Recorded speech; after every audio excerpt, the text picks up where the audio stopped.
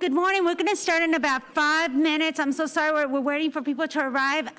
Just to remind you that we have interpreters here that are going to be doing interpretation for the Spanish speakers. So if you need a device, please go to the back table in the corner over there.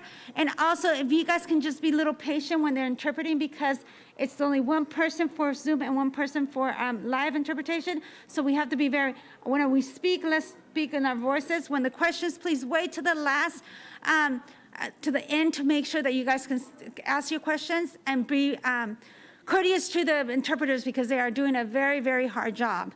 All right, thank you so much. And we'll start in 5 minutes. All right.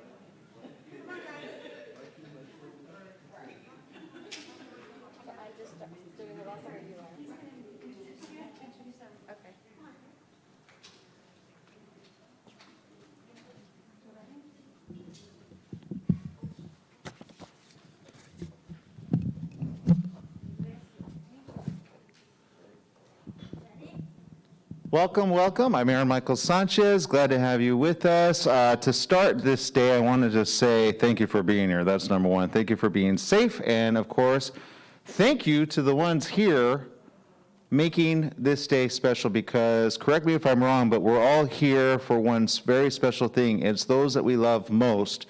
And Lupe, we love you most. So thank you for being everything that you've ever done for all of us, bringing us together in this great place that we've done. I know since coronavirus, a lot of us have kind of been going, what do we do next? Since last year, I know we didn't meet. The year previous to that, I've been part of you and your organization. And I want to say it's always about our family and our loved ones, right? So really quick, I just kind of want to see right here. Okay, so what's your name? No, Tar. Tarek? Mm-hmm. That's a cool name. Shaker? Mm-hmm. You shake much, though? What? Shake what? I shake a lot. Tarek, thank you for being here. What's your name, Kenneth? Kenneth. Kenneth B. Yes. Like Kenneth B, like the beatbox. Can you beatbox? No. Okay. Can you do a little rhyme like, I'm Kenneth B, let me be? I'm a bad singer. Okay. It's cool. We're all are. Okay. Hi, what's your name? Sean. Sean. Good to meet you. Sean, what's your last name? Gleason. Lucy? Okay, good. You're being safe. Good. Coronavirus. What's your name? Isabella. Isabella, good. Glad to have you with us. Do you guys know each other? We do. We've met each other since 2019. Since 2019? That is correct. Since 2019. And your name is David? I'm an air traffic controller, and I'm David Rivera. Awesome. Okay, high five. There you go. You have to do a virtual. Hey, what's your name? Jose. Wait, Jose Luis? Yes. You know, my uncle over there, his name is Jose Luis too. Do you know a lot of people get your name confused just and they say Jose? You have to say, my name is Jose what? Luis. There you go. So give a hand to all of our great students here. And Lupe, tell me why this is so special. This is so special because these are some of my students that I work with. So I just want, they're going to welcome you guys, just a small, simple welcoming. The ones that are going to say it in English, you guys say it loud and clear. And then the ones that are going to say it in Spanish, say it loud and clear. Ready? English first, go. Did you guys say it loud enough? I want it loud. 1, 2, 3. Everybody together. Welcome. Unable. Welcome. Okay, how about the ones in Spanish? Let's see if Spanish can do it better. Ready? Kenneth, ready, set, go. Bienvenidos. Bienvenidos. Bienvenidos, that's right. So yes, this is what I do, guys. This is what I love to do. I've been working with these children since when, David? 2019. No, how old were you when I started working with you? I am not very sure about that, but I can confirm that it might be when I was like 3 years or 4 years. So I've been working with David since he was 3 years old. Oh, I confirmed about the year. And confirm about the airplanes. He loves airplanes. So yes, I've been working with a lot of the students for many years. I thank you guys so much for coming. I appreciate you guys here. Remember, this is film, so I just wanted to and we are taking photos. I'm not going to say a long speech, so thank you so much for coming. Right, she always says that. I say more. Come on. Thank you so very much, guys. Thank you. Okay, just really quick, we are live streaming this on ABC News Radio, KMET 1490 AM's site as well, so we want to spread this information very far, very wide. And one of the best things is with social media and, of course, the ability to live stream nowadays is no matter where we are here, we can reach out to then and beyond, right? So, of course, it's about the community here in the LA County, right? Santa Monica and surrounding for you and your families, but never be embarrassed to ask the questions that maybe our online audience may be asking at their homes, but they don't think to ask right away, because you are connected with so many people around the world. This may be seen after the fact, this may be seen in days later, but we want you to be able to further that message with your friends and family. Say, hey, go check that out. If you have a question, if you have an answer that you want maybe shared with the rest of the community, it can be done on Facebook. So find me at Aaron Michael Sanchez on Facebook and also the YouTube. Some of you got the link. Some of you watching online, feel free to share as well, and we'll give more opportunity for questions to be throughout the day. Now, I know we're a little bit behind on this, but to give kind of our audience a sneak peek into today. Again, it's the 4th annual Parents United for Special Education Conference, My Kid Too. This is being broadcast as well on Zoom, so we want to say hello to our Zoom followers as well, and those that are watching there as well. It's being simulcast in Spanish there as well. So we're really trying to get as many, and then some. Maybe next year we'll get Chinese and some. Anybody, any voting for anybody? You know, no? Afghan? Yeah, okay. Japanese? Yeah, we need some Japanese. Okay, awesome. All right, so having said that, we're going to have some great organizations talking today. Dr. Denise Nunez over here, not only is she a doc, but you can ask her anything, and I think it's free healthcare for today, right? Awesome. Yeah, because it's expensive nowadays, right? Okay. So, okay, awesome. And she works at UCLA and CERN. So we're going to be talking about mental health, wealth, wellness, and much, much more. Having said that, what we want to do is kind of just get the basics of what we're going to do today, and it is sharing information, getting as much as we need in our heads, and then dispensing that information to those that don't have it already. And if we could do that, that would be great. Now, having said that, Lupe, our first... That's what I thought, yeah. So, okay, so can we have Monsignor... Yeah. Got it. Okay. So we're sorry, I'm just getting the info right now. 411. Monsignor Lloyd Torgerson, would you represent us? Thank you. Appreciate it very much. William, I have a question for you. How is it to be married to a saint? That's Lupe's husband. So let's give him a round of applause.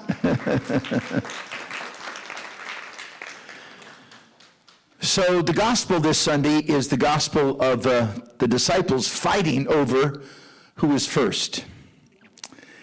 And our Lord scolds them and then puts a child in their midst and says, "This is the kingdom." And my brothers and sisters, it strikes me that you are the people who are serving the kingdom, who are supporting the kingdom in these beautiful young people that you serve. So I'm grateful to you, very grateful to you. We're wonderfully excited about the fact that you come to St. Monica each year, and we're so grateful for Lupe's great leadership and all the wonderful work that you do. So thank you so much. God bless you, and have a wonderful day. Thank you. Thank you very much. Okay, we have now the Assistant Superintendent for the Santa Monica Unified School District, Dr. Jacqueline Mora, who is definitely not here, but will be here on social media. Awesome. Okay. Okay, so having said that, I'd like to accept the award for her. Sorry you're not here. Suzette Sonberger, who's the Pastoral Associate Director of Faith Formation. Suzette, hi. Good to have you with us. Thank you. I'm just here to just give an incredibly warm welcome to you all. Thank you for your time, and we are grateful for Lupe very much, and she does so much for our community, and this is just a simple way that we could help her get the word out across Santa Monica and the Los Angeles County. So thank you so much, and thank you, Lupe. Thank you. And next is Deanna Sinfield, who's also the Director for Special Education, same place, but boy, oh boy, anybody with special education is very close to my heart. My sister, I'm going to talk about her a lot, isn't here, but she's special needs, profoundly deaf. So I'm going to say thank you for doing what you're doing, but thank you for being here. I'm only as good as the people I work with, and they're amazing. So I wanted to welcome all of you from Santa Monica Malibu Unified School District. I'm the Director of Special Education for the district, and I'll be speaking to all of you later, but I wanted to thank Lupe for inviting us to be part of this wonderful event so that we can get information to you and assist you in your journey through our district. Thank you. Thank you. Thank you. Warm welcome as well. Thank you. All right. And then we have, of course, the woman of the hour, Lupe Ibarra.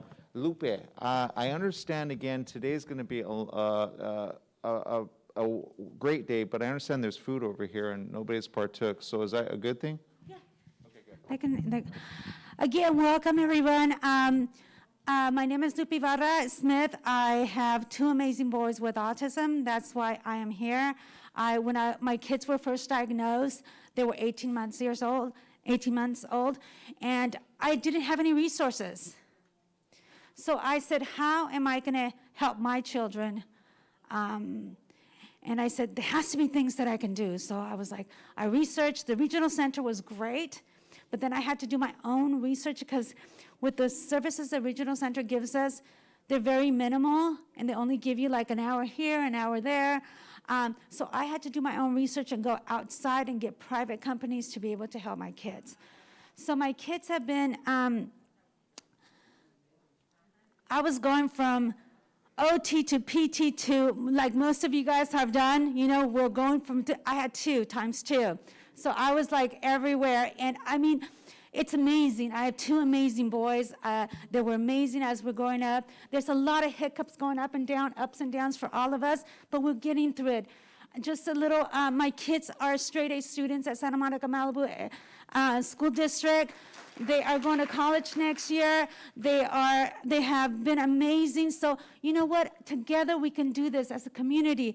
Thank you so much, Santa Monica Malibu School District. Because of you guys, my kids are where they're at. Because of us parents, our kids are where. Remember, we are the parents. The school is not their parent. We have to put our part. That's the really important thing, because a lot of times we blame the schools for what our children are going through, and it's not the school's fault. It's ours for not helping our children. So we have to be empowering ourselves, advocating for our kids, but still making sure that we, as parents, are educated so we can help our children. Like I said, my journey with my kids has gone through many ups and downs. We're going to talk a little bit about mental illness, how it's affected some of us, how it's affected me. I'm strong, but sometimes it's hard. Not my kids here. Don't watch me, you guys. But I have struggled. And we all struggle. And so that's what we hear. If you need help, reach out for the help. Sometimes we forget that we can't do it all ourselves. There's people out there that can help us. And so for me, my community, my God, my church is a big part, and that's why I'm everywhere and nowhere. Like I told La Patrona, I have La Patrona here. I said, you know what? I'm a jack of all trades, masters of none. But I like to help everyone, and I like to think that if I can help one person here, that's all I need to help. And that's the most important thing that I take with me. That our kids also, all they want is love, understanding. We don't know our kids. We don't know what tomorrow brings. Today could be a great day. Tomorrow can be a disaster. Please understand your children. Give them that love and that support. I'm going to show you guys a little video about my life. Starting hopefully next month, I'm going to be doing a series of My Kid 2. My Kid 2 is going to be about my life, but also your lives. So we're going to invite parents to talk about how they've done with their Welcome to kids, My what Kid they've done. My name is Advocate for Children with Special Needs and a mother to amazing. Sorry, my husband. That's my husband. Sorry. So I want to, I'm going to do this series where it's going to be a YouTube place where I'm going to invite Dr. Crow, Dr. Nunez, Dr. Fernandez, parents, Danny, David, Spanish-speaking parents. So there'll be a Spanish-English where we can share our information. How do we get to the spiritual center? How do we get to a private OT? How do we, things like that. Early intervention, what's the most important thing? So we're going to share. But I'm just going to say thank you so much from the bottom of my heart. I'm very blessed to have all of you guys here with me and out in the community, because if it's not for our community, we're not going to make it. Stay positive, guys. This is the positive thing. We were blessed to have the children that we have. We just need to help them out and give them the best love we can. I've done the best that I can with my kids. I've given them everything that I can. And sometimes it's very, very hard. But we have to continue with their journey. That journey takes us far away, sometimes to dark places that we don't want to go into. But you know what? We have to continue to live for them, love them, and then just send them understand. You know what? Some of us don't understand their journeys. You know, some of us sometimes think, oh my God, why is Joey talking about this? Why does he constantly talk about this? Why does he do that? It's okay. They're going through their own journey. We all have a journey. I tell my husband sometimes, we're all on the spectrum. We're on the spectrum because our brains are wired differently. Every single one of our brains are wired differently. So please respect everyone. We're all the same, but a little bit different. Thank you so much, and I'm just going to share a little video about myself.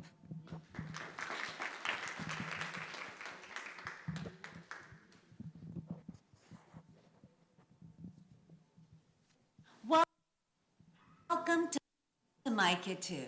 My name is Lupe, a working mom, an advocate for children with special needs, and a mother to amazing twin boys with autism. Come on, let's go, let's go. I'm ready, Mom. Sometimes it gets so frustrating. Did you brush your teeth? Yeah. Did you comb your hair? Yes. Did you look at yourself in the mirror? Yes. I wanted to go into the restroom and look at yourself in the mirror. Okay, Mom. Welcome to the world of a parent with a child. With special needs. Whatever it is that you think your child needs, that's what you're gonna fight for. My twin boys, Christian and Jaden, were diagnosed with autism at a very early age. For me, challenges began when I noticed my children's behavior and lack of speech when other children were doing and saying more. I was told my twin boys were destined for life as underdeveloped children. This news was unexpected and earth-shattering. But after much soul searching, I became convinced that I can make it better for my kids. Lupe Ibarra-Smith, who is our parent dynamo advocate. She has a wonderful foundation, the Joy Foundation. This conference allowed parents to come together and a place for them to gain tons of resources and information. I learned how to gather necessary information, ask the right questions, pursue the right people, develop and practice strategies to turn hopelessness into hope and positive growth.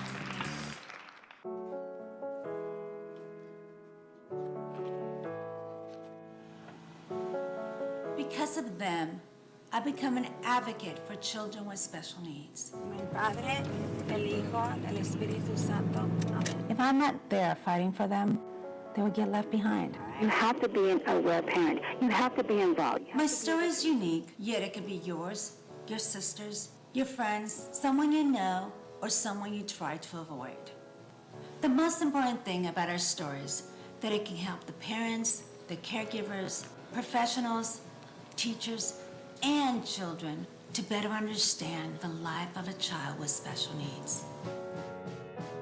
Children like Christian and Jaden, they excel in many ways, but they lack the social communication aspect of their lives. They can't easily make friends with children. She sat in my office and cried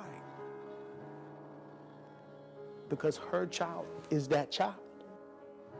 And it was that moment that there was a shift in the room of, we there. How can how do you need us? Now, my children are more articulate, participating members of society, the opposite of the early medical diagnosis. I want this for all parents of children with challenges. It's a community issue. All of us need to come together. It's not just the school addressing it, but parents stepping up to better support students with special needs. Come with me on a journey to illustrate, break down, define, and become a helping hand in the world of children with physical, developmental, and mental disabilities.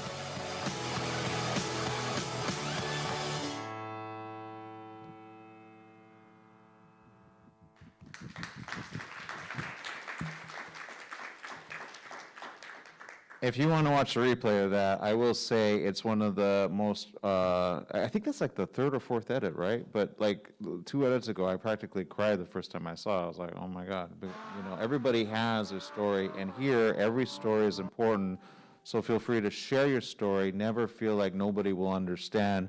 Sometimes the people that you don't think understand are those that when you go into the community and they give you certain looks or certain things or certain thoughts, and you can kind of hear their thoughts, you know, from looking at them from afar, you go, you don't know my story. But those with you now, today, know your story, because they may share it in different ways. They may not share it openly. I have a story, but I'm not going to allow my story to be told until some way throughout, because I have problems with regional myself. I've had problems because there's no communication. And I think during coronavirus, there needs to be more communication, period, in the story. But thankfully, we have very good professionals, especially our keynote speaker right now, Dr. Alice Kuo, who actually is not only super smart, she's super intelligent, and then she kind of lays the gauntlet onto people and says, you know what, if you don't know what to do, I'm going to tell you what to do, right, doctor? Right? Yeah, but kindly. She does it so kindly. She's very, like, peaceful and kind of like, you know, but she knows what she's talking about. She's at the UCLA Fielding School of Public Health Maternal and Child Health Program. She's the program director as well, and as a director, you need to lay down the gauntlet a little bit more, I'm just saying. Okay, she is chief and professor of the internal medicine and pediatrics in the David Geffen School of Medicine at UCLA, and professor of the health policy and management in the UCLA Fielding School of Public Health. She's the director of the Healthcare Transitions Research Network and the University of California Leadership Education in Neurodevelopmental Disabilities. That's a big word for a lot of things. Now, with what she does, it's a huge thing. You'll see it on your program. But most notably, I think, if anything, she puts herself on the forefront when others kind of step back. So, doctor, do you mind? Give a warm welcome to Dr. Alice Kuo.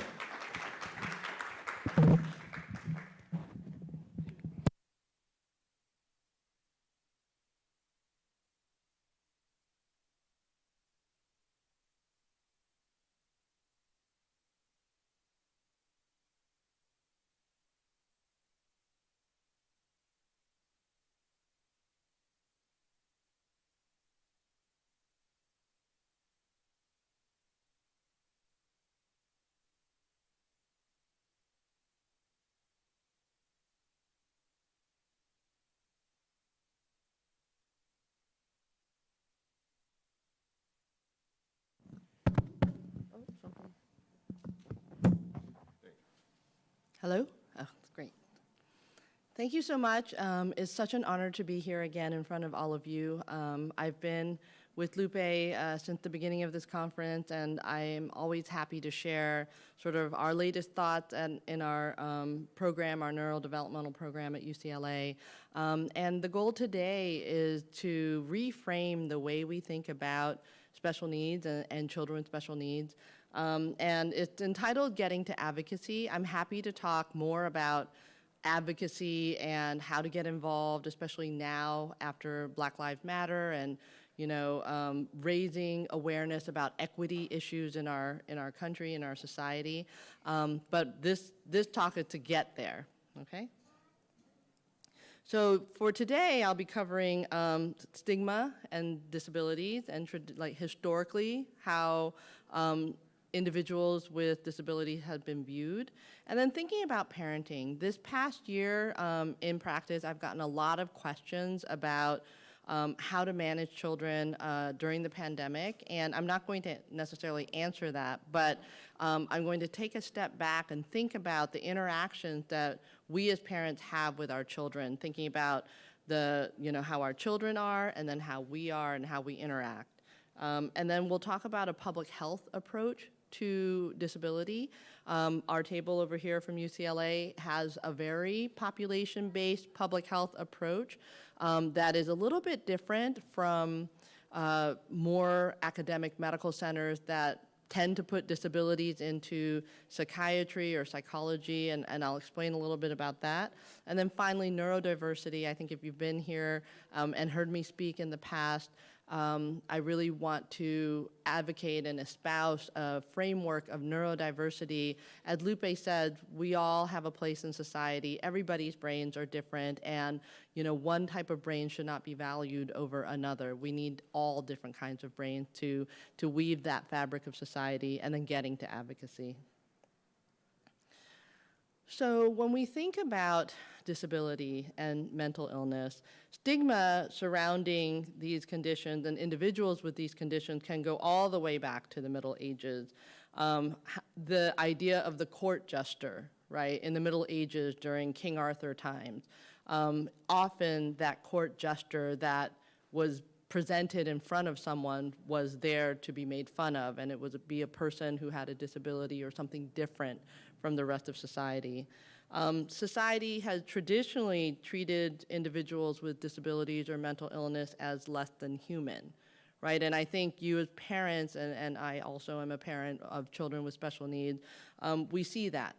And it's a little better now because obviously with the advent of being politically correct, people may not overtly make fun of individuals with special needs or individuals with disabilities, but it's there, right? And I liken this to racism. I liken this to discrimination against women, because it's one thing to say, I don't do that, but then what do people really feel inside? And then what we saw last summer with Black Lives Matter is maybe in society we say we're not racist, but how do we really behave towards each other? And just as there has been discrimination against minorities, ethnic, racial minorities, discrimination against women, there has been a long history of discrimination against individuals with disabilities or mental illness. And then, those who discriminate may not think about it. I think what has been really a game changer over the last 10 or 15 years is the fact that there are so many kids with autism. There are so many kids with neurodevelopmental conditions, whether it's ADHD, learning disability, intellectual disability. And when you actually know someone with that condition, whether it's your own children, whether it's your spouse, whether it's your brother or sister or a niece or nephew, I think that helps for people not to overtly discriminate, because when you don't have experiences with individuals with those conditions, then it's a little bit easier to other them, to think like, oh, well, I don't know anybody like that, and I'll use terminology or I'll say things that might be a little bit thoughtless and not think about it. But when you actually have personal contact, you're a little more thoughtful. Like you would never say that to a family member.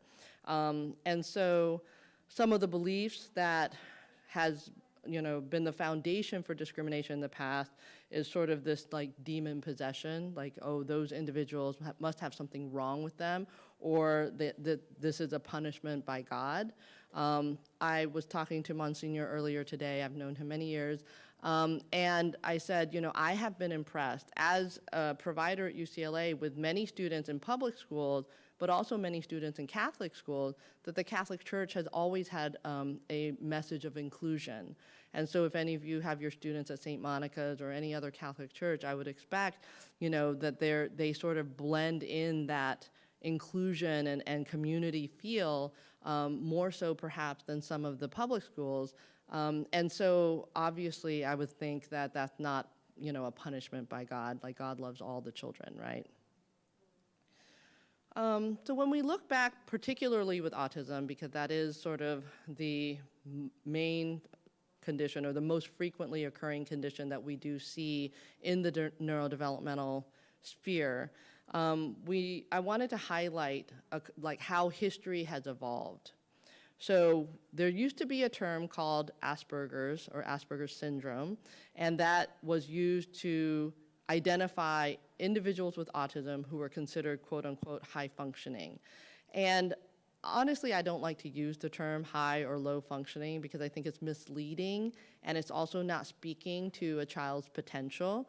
But in the lay terminology, high functioning autism basically means autism without any intellectual disability, right? And so Asperger was a psychologist in Austria before World War II, but he didn't speak English. But he was a fascinating and amazing researcher who first identified these children who were different. Their brains were wired differently.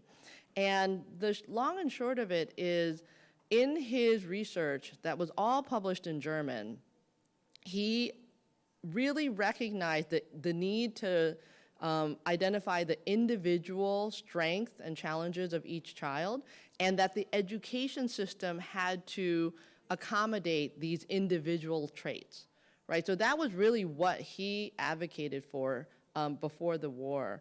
And his research was lost during World War II because of the war, basically, and all of his writings that were in German never kind of made it over to the US. So obviously the Holocaust is, in the grand scheme of history, was not that long ago. And remember the premise of it, right? So we know the Holocaust was a genocide against the Jewish people, but there was also a very dark undercurrent of trying to get rid of anybody who wasn't perfect. So you can imagine the discrimination. You didn't have to be Jewish, but if you were disabled, if you had a disability, you were also targeted, okay? So some people forget that it was Jewish genocide and there were other populations that were targeted. And so Hitler and the Nazi Party wanted to get rid of the imperfections in the human race, right? And hundreds of thousands of children and adults with disabilities were killed in the Holocaust. And many were tortured, studied, and experimented on because of their disability. So again, this is a very dark period of time in history and speaks to the discrimination.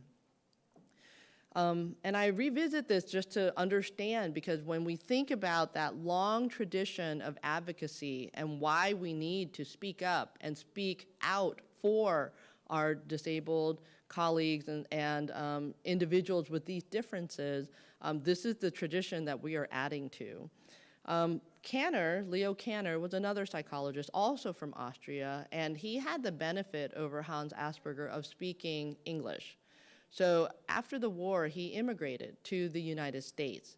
And he also was had observed these differences in children and recognized that there's something, what is this condition that not all children are wired this way, but there are children who seem to have difficulties in communication and difficulties in socializing. And what ended up happening was he wanted to be great. And in the field at the time, in the field of psychiatry at the time in the US, there was not a subspecialty that was called child psychiatry. And so he basically, at Johns Hopkins, created this new field of child psychiatry. And it was really on the backs of autism and recognizing that these children were different and they needed to be studied. And so he thought back then, we know now that this is not the case, but he thought that it was a form of childhood schizophrenia. And so in order to justify the field of child psychiatry and why there needed to be doctors with this specialization, he went towards characterizing autism in a very pathological way. And when I say pathological, it needed to be a disease. It needed to be something that needed research, studying, people, doctors that had the specialization.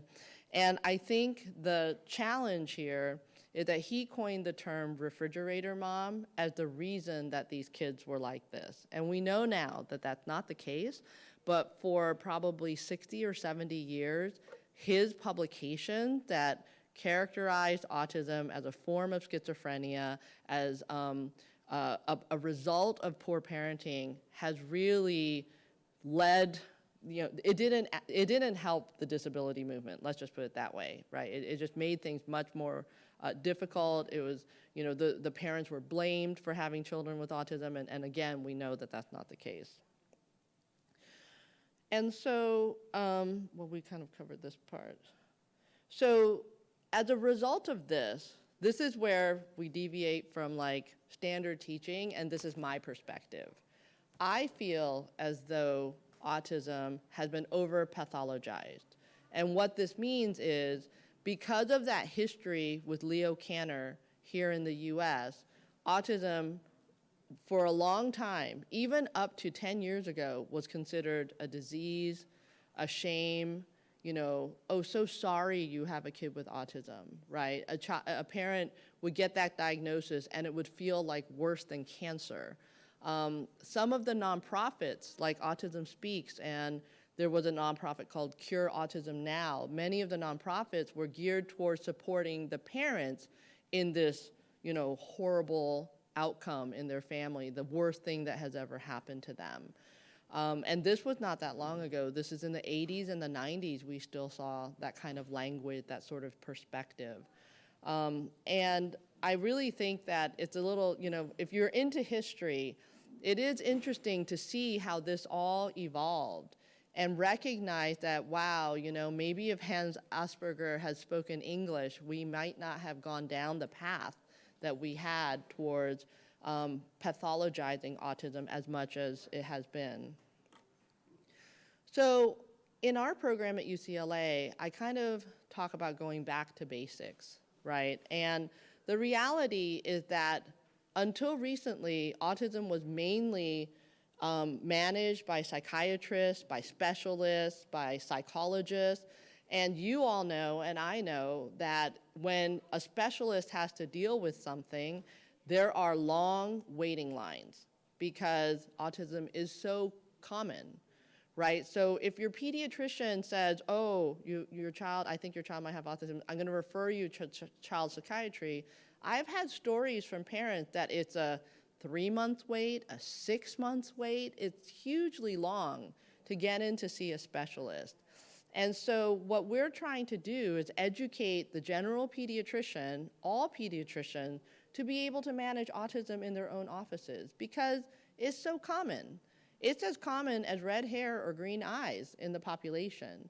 So it's a little bit hard to funnel all those families that need support into a little line going to the specialist. So I think what we're trying to do is make the services more accessible and at least have your pediatrician start addressing some of the issues.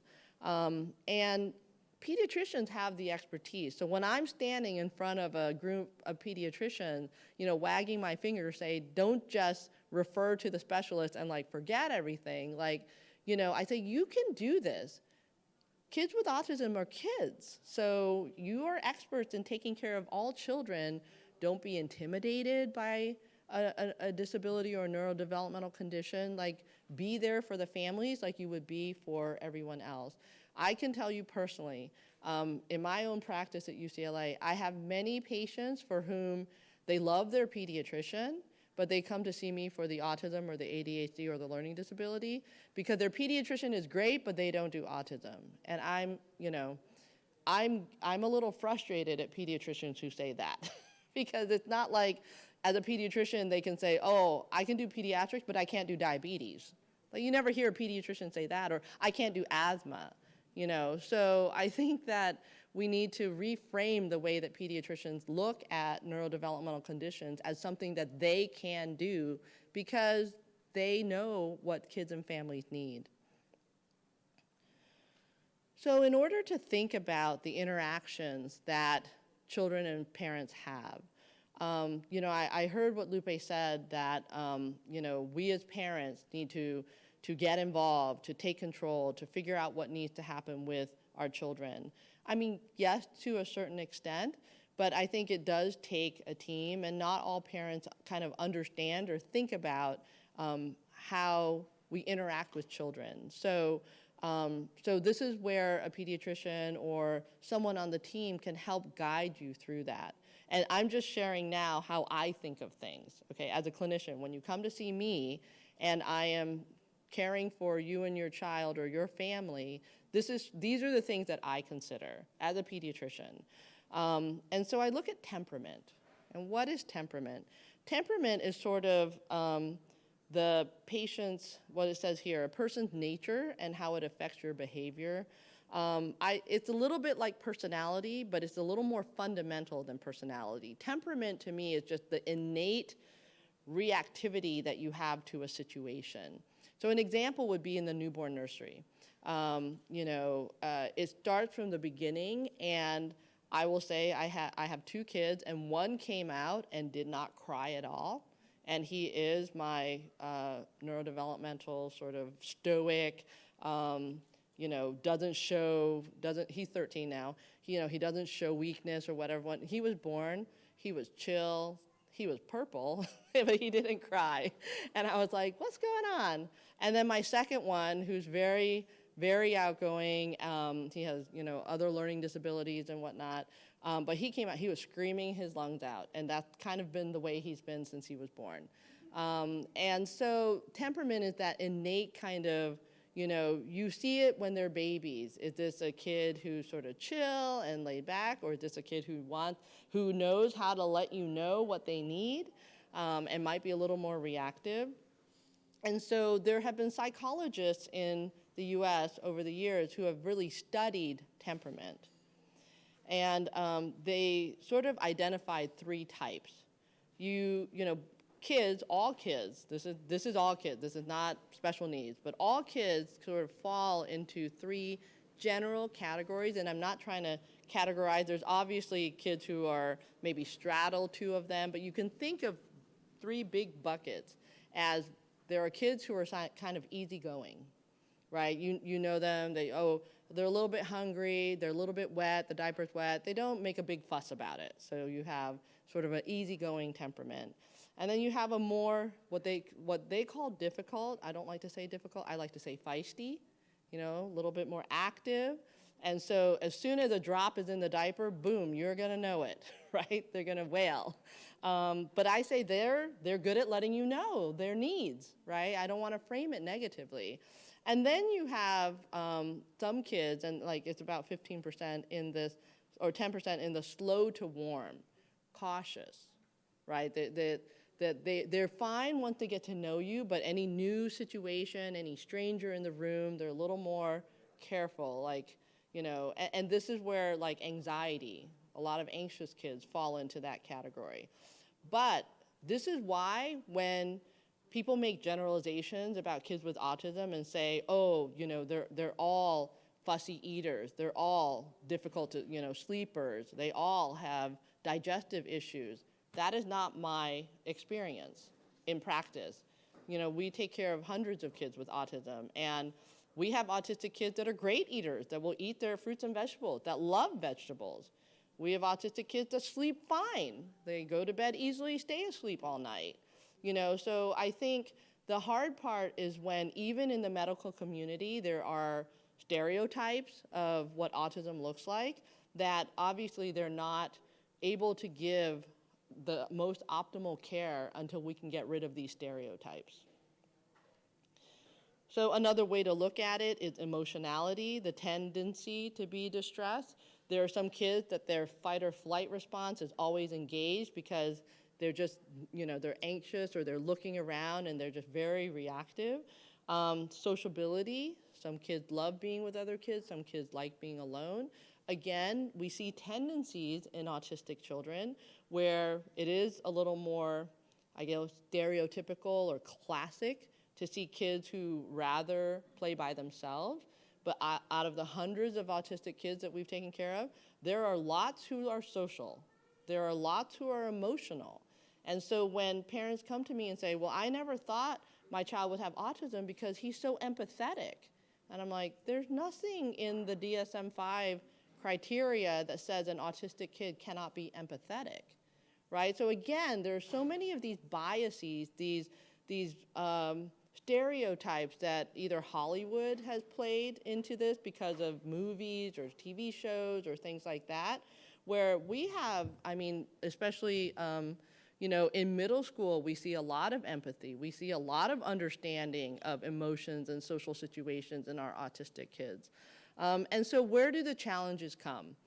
In all kids, not just autistic or special needs kids, all kids, parenting challenges come when there's a mismatch in temperament, when maybe the parent is one way innately from a personality perspective, and the child is a different way. And so when it lines up and it matches, it's a little bit easier for parents. But when it doesn't, and you're parenting someone who has a different way of looking at the world, then this is where sometimes parents and kids struggle.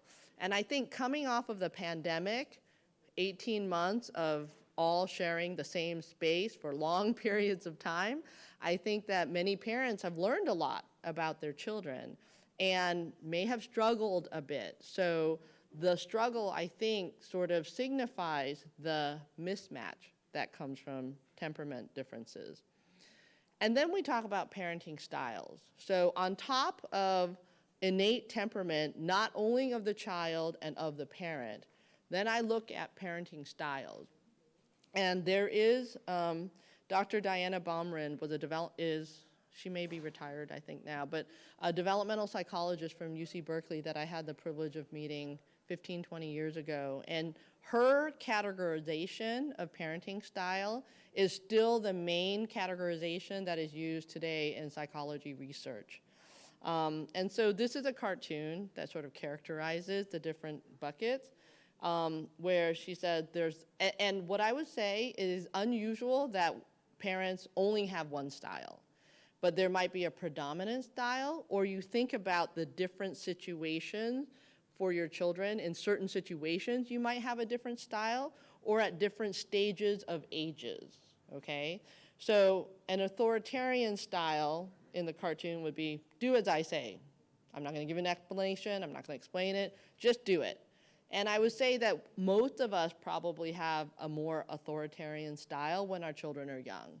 Right? If you don't want the child to eat dirt, you just say, don't eat dirt. You don't get into this long explanation with a 2.5 or 3-year-old that, you know, dirt is dirty, it might have bacteria, it might make you sick. We don't do that when they're 3, right? We just say, don't eat it. So that's a little more authoritarian. Authoritative is when you're like that, but maybe not as strong. So it says here, hey kiddo, do as I say, okay? You know, so you have something you want to get across to your child, but you do it in a way that's not like so hard. And maybe there's a little bit of engagement, checking in to make sure that they're buying in. Permissive is do whatever you want. You want to eat dirt? Fine. I want to be your friend. I don't want to like make you upset. You know, so there might be times that we parent that way, and there are times that that might be appropriate. I think parenting in general is a give and take, is knowing in what situation to be a little stronger or to pull a little more back. And then, you know, then it gets funny, the cartoon. And there isn't, I would say, one that's better than others. You know, because I'm Asian, I can sort of say that there's a stereotype about Asian parents, that they tend to be more authoritarian, which is just, you know, the tiger mom or the dragon dad. It's just like, do what we say, do what we say.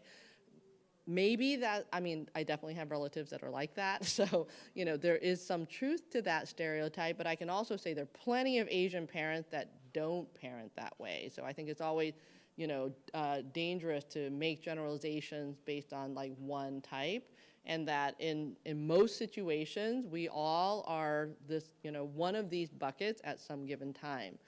And so this is a categorization, again, from Dr. Baumrind that says, you know, when are you being responsive and when are you being demanding? And so I think when we hear from patients during the pandemic, my team knows, there would be times where I would have maybe even a 9 or 10-year-old, and you know, they would come to me for a visit, or we do it on video depending on the parent preference. And we had one situation where a 9-year-old boy just told me, Dr. Kuo, I am so sick of my parents. And I'm like, okay, honey, I get that, but you know, it's a pandemic right now, so it's a little bit tough. How can we make this a little bit better. And so I think, again, when we think about parenting, when are we being demanding? When are we being responsive? And checking in on that balance on top of the innate personality of your child, I think really goes a long way. Many of us have more than one children, right? And I can say for myself, I have two very different children, two different temperaments, two different ages. And so I would never say that I parent both of them the same way, because each of them have different needs, right? So my older one, I can give a ton more responsibility because he is like, you know, super, super perfectionist, and he's gonna do what he's told, and he can't lie, and he's, you know, he's got a certain set of characteristics. My second one lies at the drop of a hat because he doesn't want to get in trouble. He's super savvy, and he knows, and so I can't treat him the same way that I treat my older one, right? So as a parent, I think the art of it and the challenge sometimes is to balance all of these aspects: the temperament, the needs of the child, my needs as a parent, like, you know, we just need to get out the door by 7:30 because school is at 7:45, you know, those types of things, and figuring out how to do that. Now, when we put an overlay of social determinants, if there's other stressors in the home, like financial stress, marital stress, anything else going on, this is really hard to do. And this is why I think we, as pediatricians, honestly, what we can do is try to help families in figuring this out. And more pediatricians need to be engaged in taking care of special needs families, because we can't keep funneling you into these long waiting lines of, you know, waiting to get some help. Like, we need a bigger frontline platform to be able to address the needs of families. I wanted to share some quotes from parents in a study that we did. It's like almost a decade ago. We were a site for the NIH to look at parents of children 3 years old who were diagnosed with autism and what that experience of diagnosis was for them. And these are actual quotes from parents in our study, and they still ring true. And I bring them out to talk about why I started thinking this way, because this was very formative in my research career. So one quote: "Our son was always so sweet and calm and didn't require much. It seemed like he was content that way." So remember, these are all 3-year-old children. "He never really fussed. He liked going down to bed. Up until my son was 14 months old, I thought everything was fine," right? And everything was fine. There were no issues, and I suspect at 14 months might have been when there was starting to be some language delays or motor delays or some behavioral changes, because kids develop, no child stays the same forever, right? Every year brings a new challenge. Every year of school brings a new challenge. Another parent, and this really highlights what I think we've all gone through before. "First, you need to go to your pediatrician, and the pediatrician has to make the referral to a specialist, and after you see the specialist, that's when you get the diagnosis added.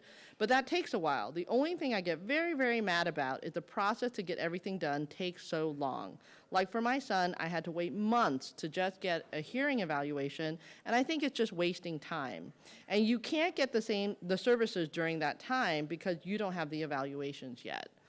This quote to me really highlights all the frustrations that parents have gone through to either get to the diagnosis, get connected to services, get the insurance authorized, all of those things. And we in primary care are on that journey with you because we're trying to get those services for you. And this really, to me, is foundational for why we have to do it differently. We can't rely on an expensive or lengthy evaluation to get you all the diagnosis. We need to get services started right away without having to wait for the diagnosis. So I'm happy to say I think things are changing, where now, for the first time in years, when my team makes a clinical diagnosis without an expensive or lengthy evaluation, school districts are taking it. They don't push back and say, well, we need to see the, they understand that they can't wait for this either. When you feel like a child has their own personality, you don't really want to change it. Every child has their own personality, and I thought my son's autism was his personality. So me trying to break into that world was something I was apprehensive to do. And this is where I've had parents tell me, I don't think my child has autism. He's at school, he's reading, he's talking. Autism is disability. My child is not disabled, right? So again, like, we don't want to take away from a child's personality, the way they've been. We don't want to fundamentally change the dynamics of that family and add more stress just because there's this diagnosis. We want to support as much as possible. It was intimidating to have someone tell you how to parent. It was a challenge. It's the biggest blessing and the scariest thing at the same time. It is really exposing, how vulnerable and blessed we can feel at the same time. And I think, again, this is another thing that I have to emphasize with other pediatricians is don't be judgmental. Like, a family has to do what it has to do to survive, right? I mean, this is the reality that we all have to do. And so, so there was a situation, I think, where there was a child we suspected had autism, and we said, okay, we want to get speech therapy going and maybe go contact the regional center, get that going. And then, there might be something else going on in the family. Grandma has cancer and grandma lives with them, or COVID is such a common thing right now. And so some things can't happen because there are other priorities in the family. That's okay, and we need to be okay with that because every child with a special need lives in a family. And I mean, others may not agree, but I don't know that the entire family has to be oriented around only the needs of the special needs child, right? If there are other siblings in the family, those children have needs too. And so I think it's really important to look at the needs of the entire family and figure out what they can handle and what we can do that is best for that special needs child. It might be at that moment that the speech therapy isn't the most important if it's more important to decrease the stress so mom and dad stay married, right? I mean, like, it's prioritizing all of that. So the themes that came out of our study and from talking to 60 or 70 parents of 3-year-olds with autism, making sense of their child's difference was the #1 request that parents had. The expectations of the child's development and their fear that their role as a parent would be disrupted. So I know you may have felt this way. I have been a little careful around this expectation in ABA, that ABA trains parents to be therapists so that their child can have ABA 24 hours a day. I think that is a lot of pressure to put on parents and a little bit unfair. I think that it's fine for parents to pick up some techniques from ABA and incorporate that into their parenting if it makes sense, if they're okay to do it. But ABA is a very structured kind of like, I don't want to say, it's a very structured approach to parenting. And we have parents that do not see the world in that structured way and do not want to parent in that structured way. And so asking parents that parent like that to be a mini ABA therapist is really not fair. And I think we have to recognize that that's okay, right? So I wouldn't, if I see that the parent's parenting style is a little less structured and that parent is like, I can't do this, I don't say, well, you gotta. I say, okay, then we're gonna lean heavily on the ABA therapist to come in and help, or we might have to figure out a different way for you all to parent so that you're happy as a parent and the child is receptive. And that's the key thing I think that's missing when other providers have talked about services for, in particular, kids with autism, is that it seems to not take into account the needs of the parent. when the ABA therapists come in or when the psychologists come in, they come with their like recommendations, these are the 18 things you need to do for your child to be successful. And, it doesn't take into account how many kids are in the family. It doesn't take into account how many parents are there, if both parents are working. And so when those reports come, in our program, what we tell the parents is like, okay, they're gonna give you a ton of recommendations. Bring that report to me and let's figure it out. Let me help you figure out which one to prioritize, because it's not kind of fair to give you like, here's the laundry list, do this and be happy. Like, that's not how it works. The second is navigating the diagnosis, and that's where I think we can help as pediatricians. Like, we know what the resources are. Conferences like this conference, where you understand what's out there, I think are very helpful, but having a doctor help you navigate that is really important. And then connecting to services, making sure that you're able to get through. I think for me, I want to make sure that every service is going to be worth the time it takes for a family to fight for that service, right? And it really comes down to that when I see all the families, if their insurance, it's how much money they have, or some resources if they have that. There's no point in recommending a $10,000 service, not that there are any, but like a service that's so expensive that a family can't afford. Like, that's not fair, right? And so I think that that's another role that providers need to have in order to support families in the best way. So the lessons learned from our study and sort of what we've been doing all along is that gaining an autism diagnosis for anyone in the family, we've had families come and it's not diagnosing the child, it's like diagnosing one of the parents. And that has happened where, families have struggled. We have one now where there are two children that are in their teens, and the mom and the father is the one who's in his 40s and has struggled, and we diagnosed him with autism. And so that the whole family is trying to get their head around that, right? So it's a process for everyone in the family, regardless of who in the family is the one getting the diagnosis. When it is a child, many parents comment on feeling like a ticking time bomb or feeling behind from the moment they make the diagnosis, because that's how they're made to feel. And I also don't think that's fair from this study. So when we have a family who has a new diagnosis of autism, no matter what age, if it's a 2-year-old, a 12-year-old, a 40-year-old, we take that time and we say, okay, what does this mean for you? What do you want? What things might you want differently? So it can't be cookie cutter. It can't be one size fits all. I would say family support has been woefully neglected in this process by service providers, and that's something that we're trying to change. Families need to create communities of support around them to help each other and help each member of the family. And so a conference like this one, I think, is really crucial for making sure that you have a community of support around you.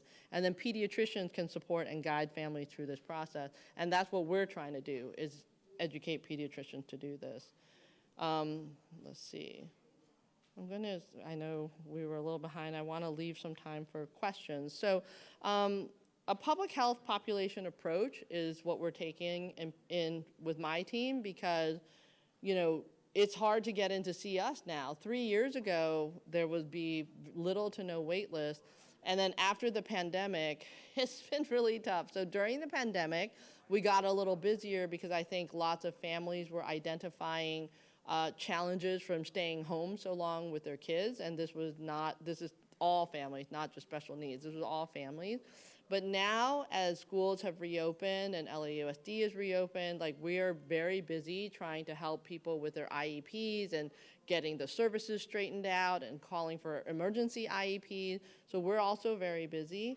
But that's why we're committed to doing conferences like this, so that we can get the word out either in person or through social media and all of the recordings, because I think it's really important to recognize that this need is out there, and it's going to take a village. It can't just be me. It can't just be my team. Everybody needs to support this endeavor. I will say just a note on older parents. So There has been this changing demographic of childbearing, and we point out that in 1990, only 9% of the births were to mothers over the age of 35, and by 2012, it was 15%, and I would dare say, especially on the west side in Santa Monica, the South Bay, in some of the more affluent areas where women have had careers and maybe put off childbearing a bit, the percentages are much higher. In Santa Monica Hospital, the percentage is definitely much higher. And although this has not been, I would say, proven by research, it is an observation that we see that oftentimes parents of kids, autistic kids, are older parents. And I only say that to point out that older parents have different needs as well, right? So sometimes older parents are also dealing with their own chronic illnesses. Sometimes older parents, the parenting is a little bit different. And so I think this is just another factor that we have in our observation tools to help support families, because there's all different kinds of, compositions of families.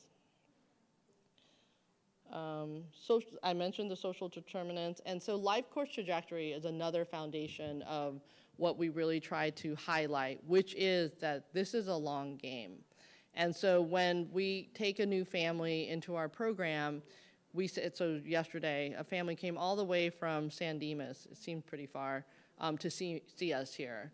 And their child seems to be doing fine right now, second grade.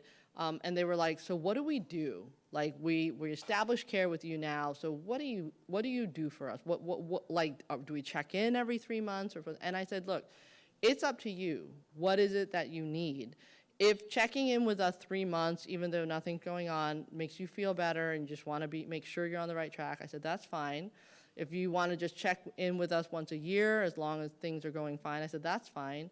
I said, really the way that our program is used is when you hit a hiccup, when you hit a speed bump, when there's some issue that comes up, then reach out, and we've got our team ready to go. So, for example, this boy that came to see me yesterday, second grade, loves his teacher, at grade level, doing fine. There's some socialization issues. I gave some advice around, doing a little more socialization activities in the community, but in my mind and in the parent's mind, he was doing fine. And I said, but we have to take it year to year. We can't choose every single nice teacher to have our special needs kids. So sometimes you get a year and the teacher might not be the best fit for your child. So now there starts to be more behavioral problems, or there's a peer situation, like, the group that they used to play with is all of a sudden different because there was a new child that entered the group, and now the dynamics are different, and now your child's getting excluded. I've been there too. So year by year, the situation could change because everything in school shifts, right? So when things are going well, a special needs child is like every other child, yearly checkup. And then when there's a challenge for whatever reason, or like once grandma, I had a family where grandma had a stroke and had to move in, and then that also changed the dynamic because mom wasn't available as much because she had to take care of her own mother, and then it caused behavioral challenges in the child. Then come, talk to us. Let's help figure something out. Let's figure out how we can brainstorm that situation around you. And so this is the long game. And I think from the pediatrician side, I said, this is what we do best as pediatricians. So we need pediatricians to step up. Again, I think you've seen this slide that I've presented before. A lot of focus is on the child when they're young and helping them to integrate with non-autistic society, the rest of us. But when children get older and their brains aren't as plastic and early intervention doesn't work anymore because that's really technically 0 to 3 or even 0 to 5, then we have individuals amongst us whose brains are wired differently, and we as society need to be more accepting. So when it comes to advocacy, when it comes to talking to our colleagues, talking to HR, talking to whatever, we need to accommodate all different kinds of brains in all of our spaces, whether it's at work, whether it's at church, whether it's at school, and whether it's at home. eye on the prize. A human is a child for 18 years and an adult for up to 60 years. And so all that we do in raising children is preparation for adulthood. And fighting for services in schools, and we work with Dr. Sinefield and, really enjoy the relationship we have with Santa Monica Malibu Unified School District. I think it's a very collaborative approach. We obviously have many patients in the Santa Monica area. And so fighting for services in school is attempt to maximize the protective factors, to optimize a child's trajectory, but we should be maximizing other protective factors as well. What matters most is how that child is going to do in adulthood and what is the role of adulthood. So going all the way back to the basics of Sigmund Freud, all adults want two things. They want meaningful work and meaningful love, relationships, family, right? In essence, those are the two things that adults want. So neurodiversity is this idea that neurological differences like autism, ADHD, are the result of normal variations in the human genome. We need autistic brains in our society. Without autistic brains, we would not have this. We would not have a smartphone because they predominate in our technology and engineering fields. And so there is a very strong disability rights movement that has emerged or is developing around neurodiversity. And their motto is nothing about us without us. So in our research at UCLA, in our programs, we have autistic researchers to give authenticity to the research that we're doing. They let us know whether the research question is important. They let us know if, what we're doing makes sense to them because they need to be included in the process. It's not right for non-autistic people to study autistic people as if they're an anomaly. It's sort of like, you have to be very careful about that. And so in the research space, we're trying very hard to promote this neurodiversity lens, nothing about us without us. So finally, getting to advocacy. I know as parents, we're very busy. We're doing lots of things, not just for our special needs children, but also the rest of our families. I want to give a shout out to all the parents that do this because as Lupe said, it's hard work. Hard work is hard work. And so when there is space, when the children are grown, if you can call on your family members, I think it's really important to send this message out and to advocate for disabilities, just like people are advocating for equity in racism and in gender discrimination and LGBTQ. Our disabled populations are another minoritized population in society that needs voices, people speaking out for them. And so when you start thinking about disability in the way that I've presented, then perhaps you too will get to that point where you can talk to your elected officials, you can talk to the superintendent, you can talk to people about the fact that disabled individuals should not be excluded, should not, be treated in a way that makes them feel inferior. Thank you very much. I hope that was stimulating, interesting, and I am happy to take a few minutes of questions. I know we're over a little bit.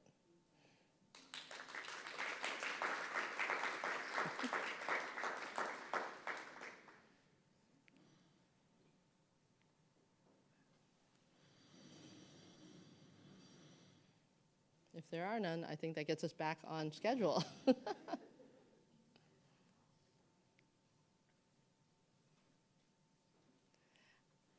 I can be available over to the side if anybody has questions, that you want to ask me one-on-one. Thank you so much for your attention, and I'll be around for the rest of the conference.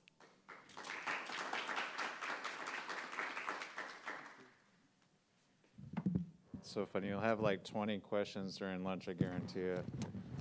It's always that first, what, I have a question? Wait, I do have a question.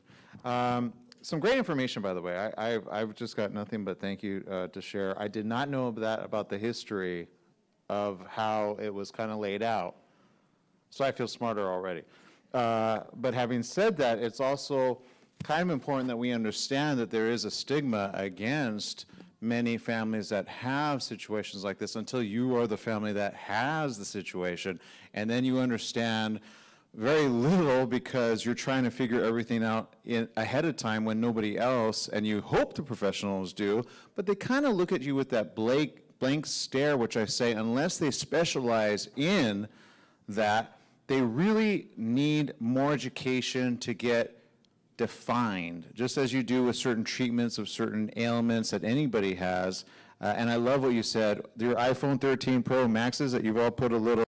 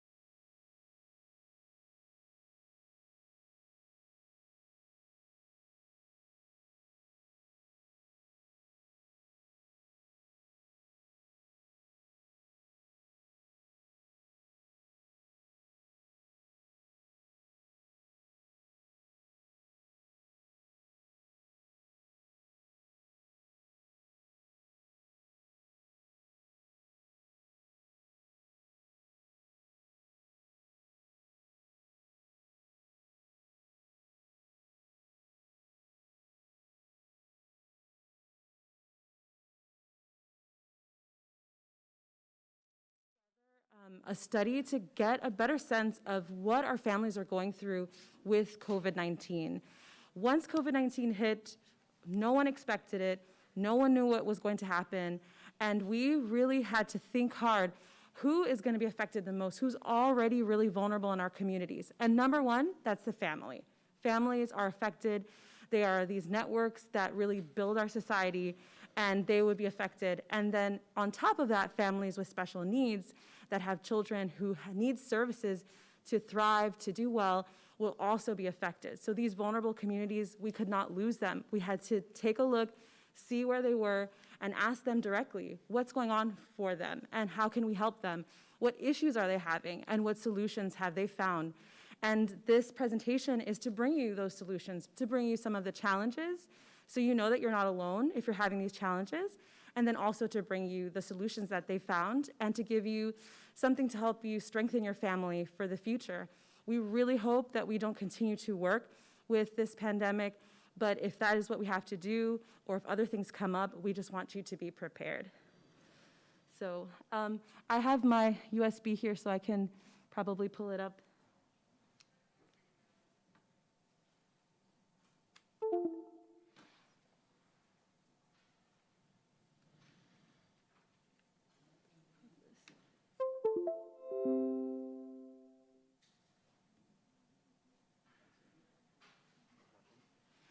it's a PowerPoint, yeah. So you can probably open and it's.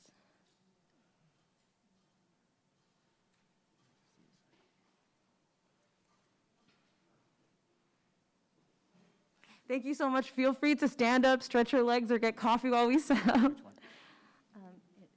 probably, it's called, Family Wellness and Resilience, yeah.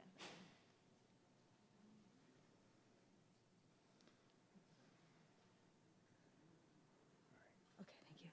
Okay, so not that much time to stretch your legs and stand up, but so this is our presentation, Family Wellness and Resilience During COVID. So I just want to inform you about our team. So our research team, which a lot of our members are seated right here, I'm so happy to work with them. We have Dr. Alice Kuo, our commander-in-chief, the doctor that just spoke. We also have Priyanka Fernandez, who's also one of the head researchers on our project. We have Dr. Hannah Kwok, who's also involved in the project, who's hopping over to get some coffee probably. And then we have Elizabeth Lupercio, who's a doctor in training, who's also helped us and wants to work with the community once she finishes her training in medicine. And so our team consists of UCLA Preventive Medicine, so we work in that department, and that department works to make sure that our community has the resources to be healthy and to promote their health. And we partnered with Life Course Intervention Research Network because their goals are to help children thrive and achieve optimal health and development.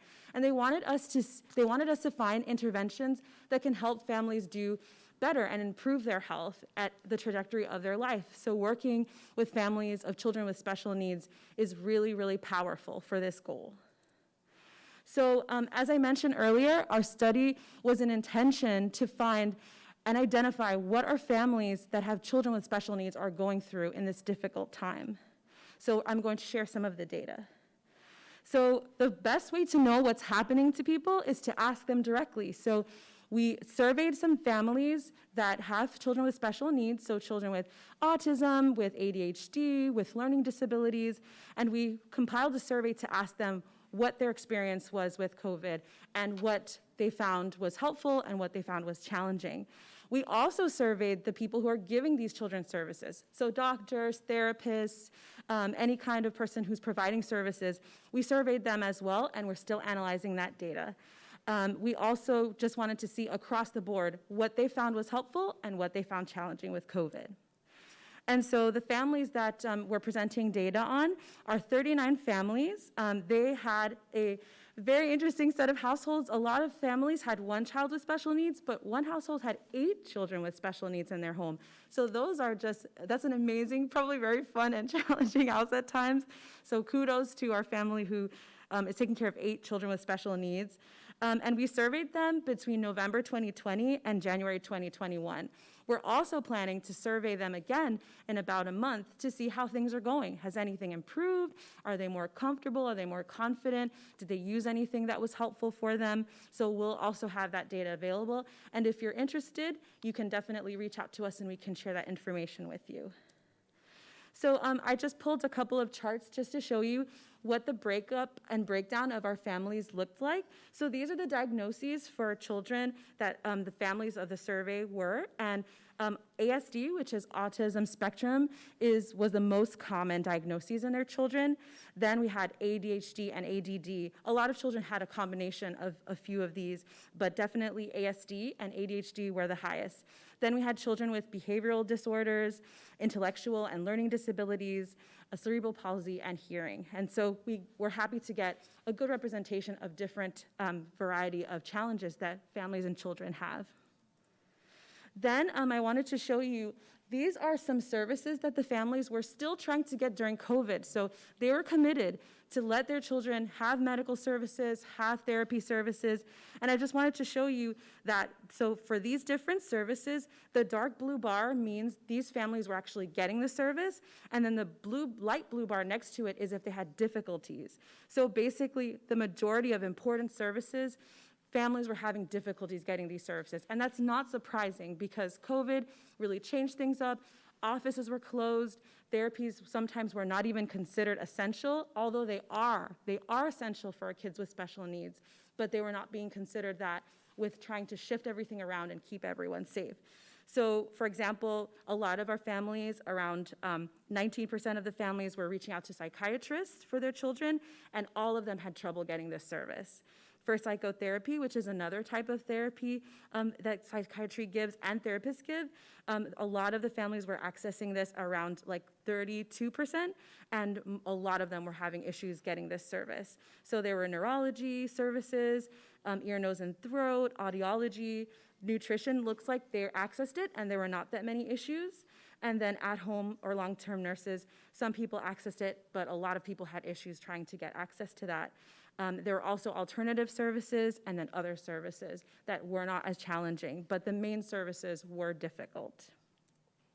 Then these are the therapy services. So this is the main heartbeat of what really supports our families and our children with special needs. And as you can see, all of the services were challenging to get access to. Speech and language therapy was the most common in trying to seek services, so about 60%. And about 40% of people trying to get this service had trouble getting this service.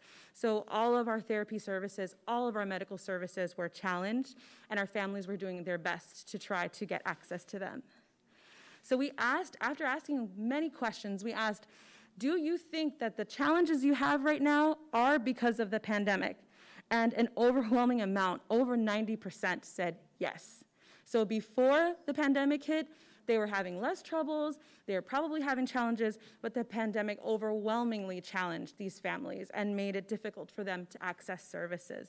So I just wanted to show you, if you felt that this was affecting you and affecting your family, you are definitely not alone. And this is something that we definitely have to work on as therapists, physicians, as a medical system, and as a system to support our kids. So I just wanted to show you, as a final data slide, what were the difficulties that they reported. And the number one difficulty was child behavior difficulties. And that is not surprising, being at home, doing services at home, doing school at home, and having the loss of that routine, the loss of having children go out and have outdoor time, be with their friends, be with their family, really was difficult for our kids. And so behavioral difficulties that maybe were not an issue initially, once the pandemic hit, it became either worse or started to develop even more so. Then the other one that's worth noting is the mental health issues. So 70% of our families said mental health was a major issue for them with the pandemic, either for themselves, for their kids, or for their family unit. And so it's important to keep these two pieces in mind if we're still going to deal with the pandemic or deal with any kind of health situation that's going to change our society. Child behavior and mental health is incredibly important. But there were also physical health issues, difficulties obtaining childcare. There were relationship difficulties with the parents, and financial difficulties, of course. If there were any loss of jobs, any medical challenges, this definitely impacted our families. So see all of this and know you're not alone if you've had these issues as well. So what were some of the solutions and the lessons that the families learned? There were a variety of things that really they said was helpful. Services, for example, some of the providers were able to change completely to remote. Unfortunately, some therapy services, they're not as effective when they're remote. So there was some challenges with satisfaction and with development. But at least having that available was helpful. Then some providers were actually able to do outdoor services, and that actually helped for children to be interacting with their therapist. But not all of these are translatable. For example, one of the therapists told us that having an outdoor space is very difficult. Not all families can afford to have an outdoor space that's safe. Parks can be very challenging in keeping kids engaged in a therapy session, so it's not 100% perfect. For health solutions, so a lot of families said that having just physical activity, like exercising at home, having a jump rope, a little trampoline, or a place to just run, really kept the family sane. Just that simple thing of being outside and having some activity was really helpful in keeping them well. And then community solutions, which we'll talk a little bit more about, was very helpful in supporting families and giving them solutions. So one of the main things that families that did better than other families or felt more supported is that they had resilience. So I wanted to just talk about what does resilience mean? And so if you've never heard this term before or you've never thought about it too much, I put the definition here, which is, according to Merriam-Webster, the capacity to recover from difficulties. So it's not that you don't have a difficulty, you do, but you're able to recover in a way that is appropriate for you. Also, I thought it was interesting, the substance definition, the second one is just an object. If an object is resilient, it can spring back into shape, it's elastic. So being resilient means being flexible, being responsive to what's happening, and still being able to do well and recover if something becomes difficult. So the basis of a lot of success for our families during COVID was family resiliency. So it's taking that concept of resilience and applying it in your family. And how can we do this? Our families are busy, there's a lot going on. Sometimes this is an afterthought, if it is one. So I wanted to share with you some pieces of how to build your family resiliency and how to become stronger in the face of challenges, especially with COVID-19 and how it's affected our families. So I just put this diagram here to show you. A crisis doesn't mean that your family will fall apart. It can actually strengthen and renew your family. So if you have a crisis and it can bring your family together, it can be an opportunity to create new solutions, to create better bonds between your family, and that leads to renewal and regeneration. But a lot of times, crises can go in the opposite way, where it causes conflict between families. You can feel more divided in your family because of this problem. You can have more division in your family, and it can destroy values within your family, which would cause conflict and decline. So all of the things that I'm going to share with you today, which is basically an intro to the concept, wants to push your family in the renewal and regeneration direction, strengthening. And it's not that it will always be in that direction, because you can bounce back and forth. But if you put together some things that support your family members and support you as well, you can continue to go more towards the right. So what are the key processes in family resilience? So with the research in family resilience, it's basically composed of 3 different pieces. So number 1 is belief systems. So it can be religious beliefs, or it doesn't have to be religious beliefs. It's what does your family believe as a unit? What makes your family feel positive and hopeful? Have you actually talked about it with your kids? What do you believe? What do you feel? What brings you hope? What brings our union of hope as a family, especially in a difficult time? So sharing that belief system, discussing that, strengthening that, and sharing with your family members what actually inspires you and your child. What inspires your child? What makes them feel more hopeful is really helpful in creating this belief system that will give your family more resilience. The second is communication processes. So how are you talking to each other? Are you discussing what's actually happening with the pandemic, how it's affecting you, how it's affecting your child? Are you even, having the conversation? Just having the conversation.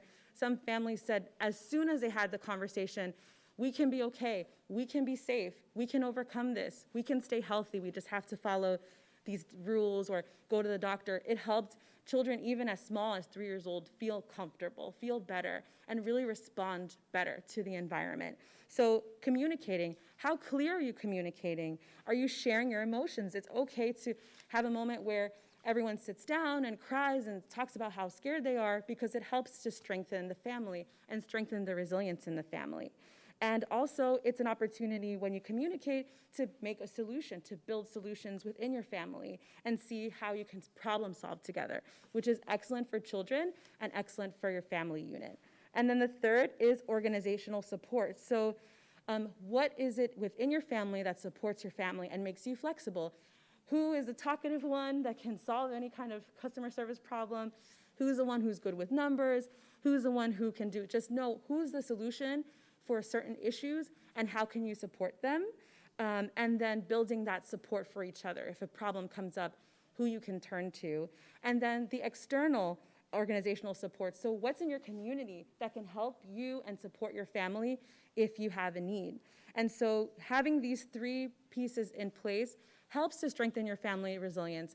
And it's good to talk about this and think about this before things get too complicated, because when they do, it can be very difficult to have these conversations. But we encourage you, in the midst of the pandemic, you can definitely talk about this and develop these to strengthen your family resilience. So this image is just to kind of help you visualize a family resistance concept. So you can think of your family as being on this platform where it can either go towards the positive side, where in your home you're feeling more positive, people are more hopeful, people feel more peace, they're thriving, and then towards the left, it's the more negative outcomes where if things go in that direction, it can be very stressful, it can be very difficult, communication can be tough. And so in the middle is your family, which is the fulcrum, and you balance it as best as you can. But there are things that you can't 100% control. For example, if a loved one gets COVID, it can lean it more towards the left. If there's issues with closed schools, it can lean it more towards the left.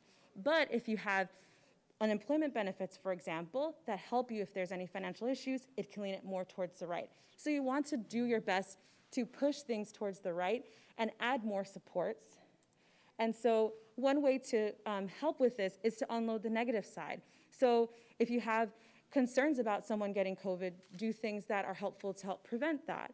If there's concerns about job loss, finding other ways to get a different job or find another resource of support for finances can really help to unload the negative side so it pushes you more towards the right. If you also build up any of the other resources like high quality childcare, stable housing, that can be something that you seek out in your community that can be a resource that helps you further. The other way to do it is to load up on the right side, to increase your responsive, supportive relationships with your communities, with your other family members, with your friends. And so that helps to balance it off in that way. And then also you can move the fulcrum, and that means that whatever you're doing with your family, which is the family resilience piece, where you're talking about your feelings, you're trying to strengthen your relationship, that can all make you stronger and kind of make your outcomes be more towards the right, which is more positive experiences for your family. And so in discussing resilience, it's important to look at mental health and well-being on a spectrum, which means it's not that you're a switch. You're not just on today and everything is great, and then you're off tomorrow and everything is not great. We're really all living on a spectrum as well, just like in any of these conditions.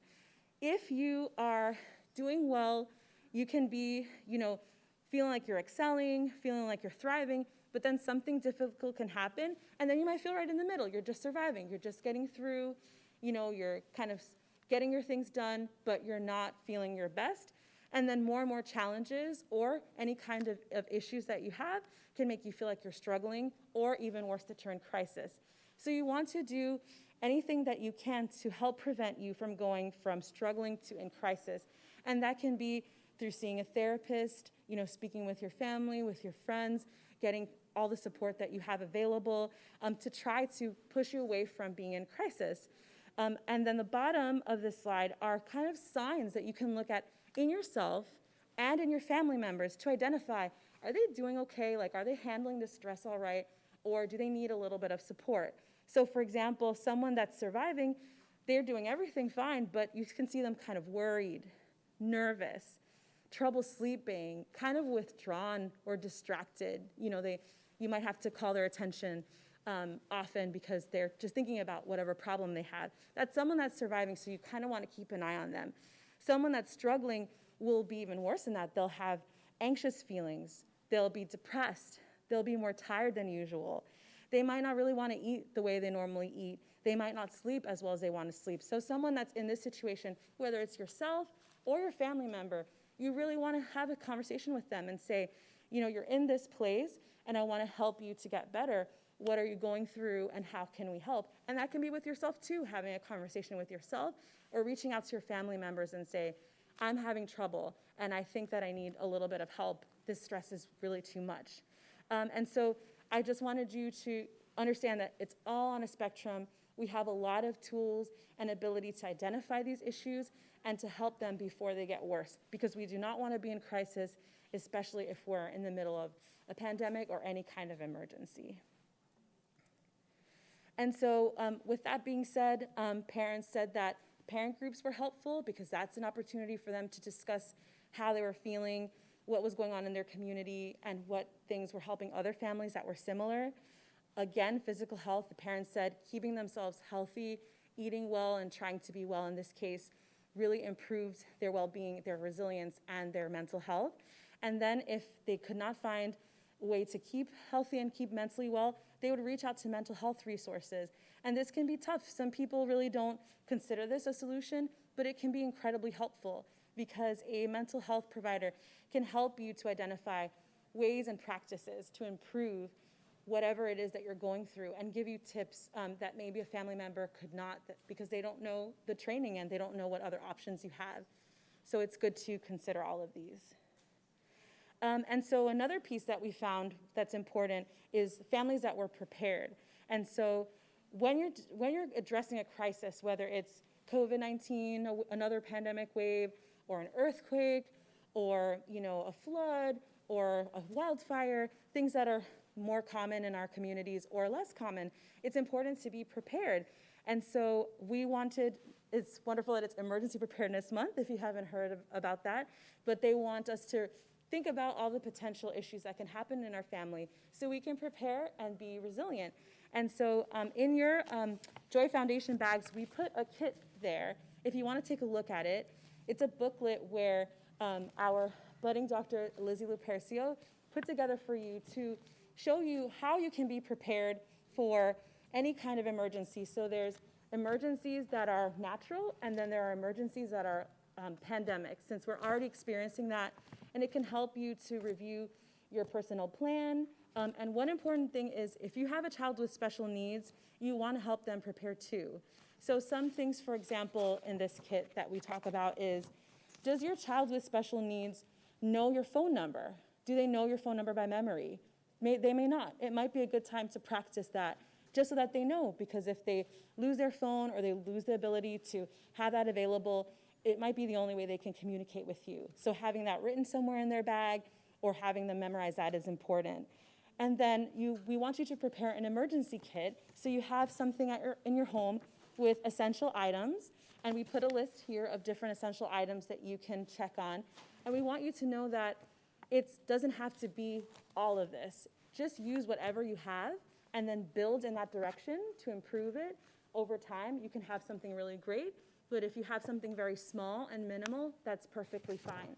For children with special needs, it is incredible how helpful just having a comfort toy in that bag is. If you have to leave your house because it's an emergency and you have a little teddy bear or something that they enjoy playing with, it really will help to soothe them, and it might be essential to keep them calm in a difficult time. So we want you to review these things, and we put these resources here.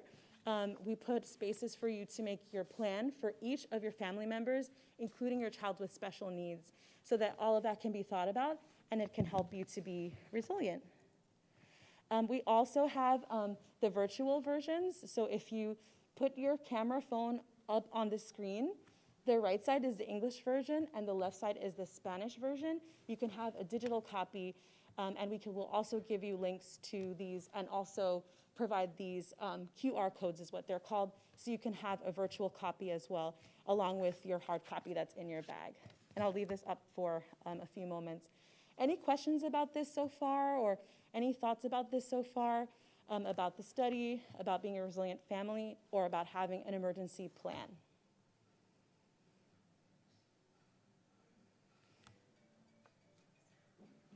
Okay.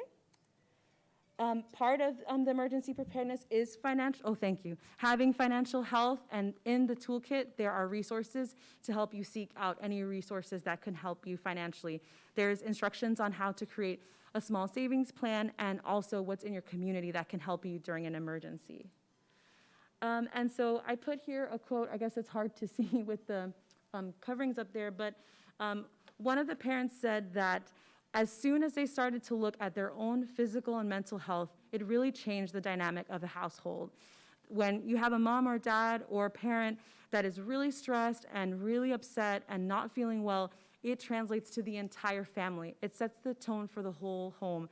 So I really want you to know you are so important in your child's life. You're number one in setting the tone for well-being. And just like Lupe said, it's our job as parents, it's our task as parents, and that does start with you. Please don't forget about yourself, preparing for yourself, and supporting your own well-being, because that is the foundation of family resiliency. And so that quote was just from a parent who really felt that that concept made a difference. And that's all I've got for you today. So thank you so much for listening. Let me know if you have any questions about the kit.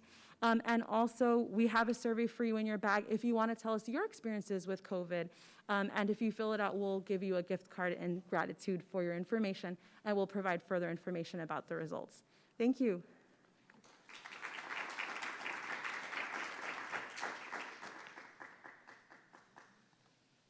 I have a question. Yeah, of course. Okay, so being in radio, I get a lot of information and stories all the time, and I think families kind of are quiet during coronavirus. Usually we hear coronavirus, we hear the pandemic, we hear all that, but you addressed, especially like the little, I don't know how you stay in the middle or something like that. That's very difficult. But you kind of labeled certain things on one side, which kind of everything's been more of that than the opposite. So how do you maintain balance when, like, let's say certain family member is trying to deal with a special needs child, which, needs more time, but now they need to stay home because there's a lockdown. I know across the states right now, even though some are still back to school, some do choose to take care of your kids at home.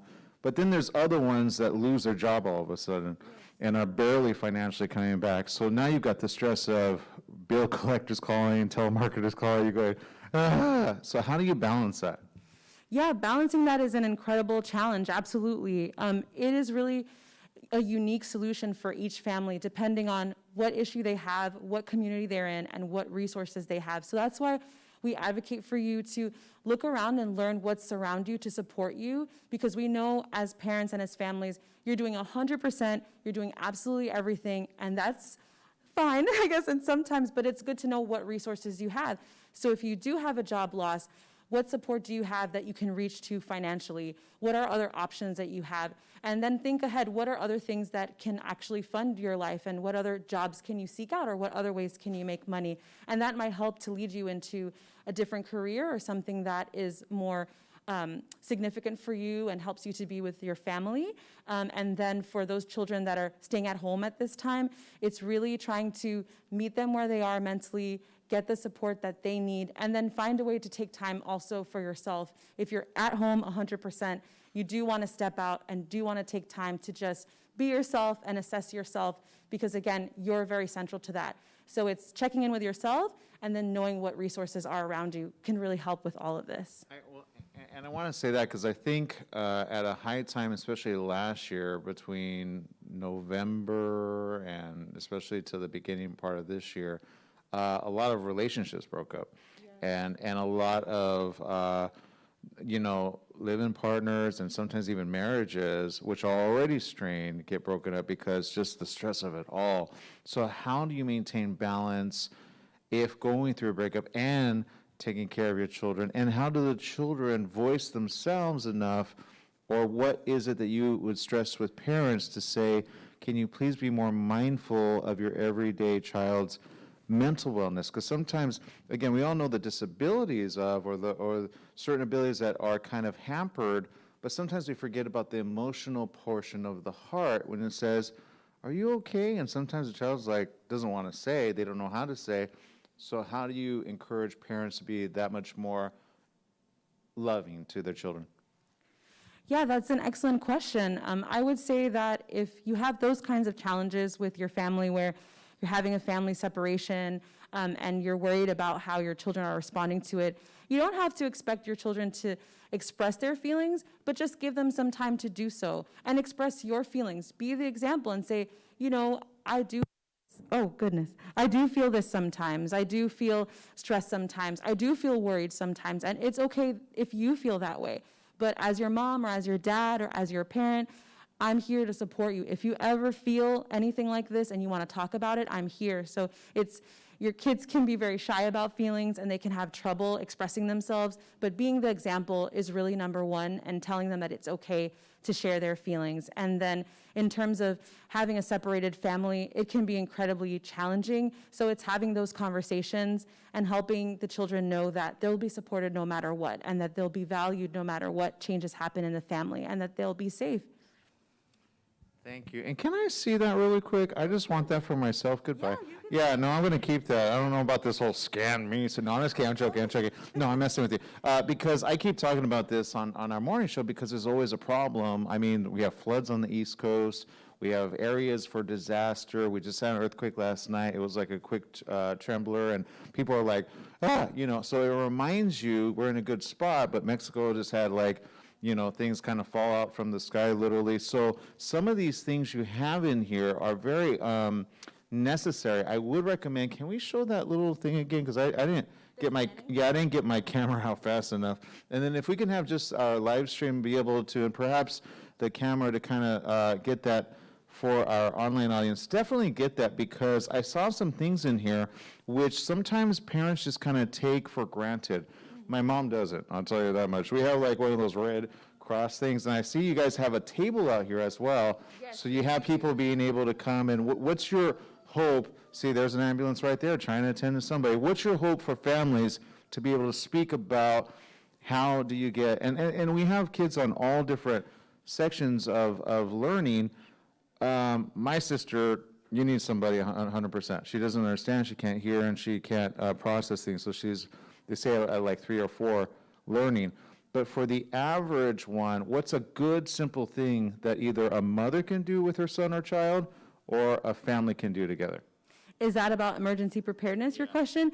Yeah, so it's the most important thing is to have a plan. You don't need to have a lot of tools, but it's good to just talk things out and say, if something happens at school or something happens at home, what are we going to do so that we can communicate with each other? Is there a place where we can get together and meet? Of course, if they're old enough to, travel to a certain place.